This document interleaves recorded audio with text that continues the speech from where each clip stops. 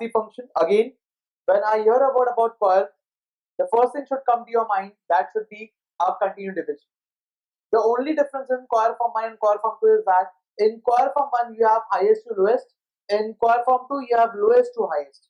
The term is arranged as lowest to highest. And also in division you have to consider only the lowest part.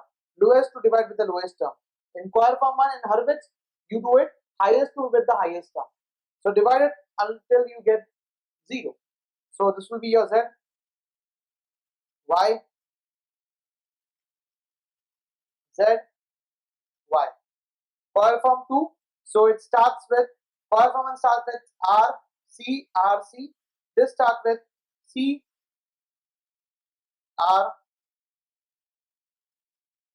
C, R. For value capacitor, it is adjacent to S. So adjacent value S is shift 3, it will be 2 upon 3. So 2 upon 3 farads. What about R? This value is your admittance value. If I need to get R, my dear friends, you know it, R is equal to Z, impedance. And impedance is nothing but 1 upon Y. So this value will be shifted, so it will be 5 upon. So value of R will be inverse of this because this is nothing but admittance.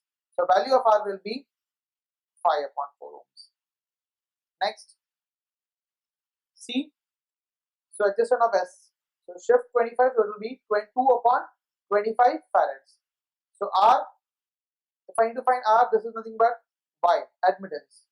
And R and Y have an inverse relationship. So you have to invert it. So value of R will be 5 ohm. So put the values of C, R, C, R in the sequence which you got.